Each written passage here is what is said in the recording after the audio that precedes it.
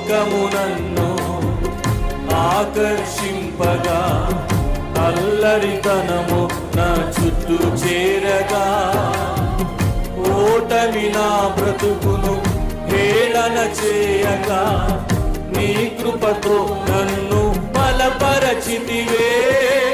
ఇంతగా నన్ను హెచ్చించుటకు ఏ పాటి వాడను యేసయ్యా. ఇంతగా నన్ను హెచ్చించుటకు ఏ పాటి వాడను యేసయ్యా.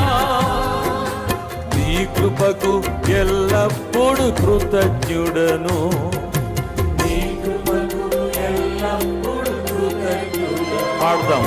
కృపయే కృపయే నేనేమయ్యు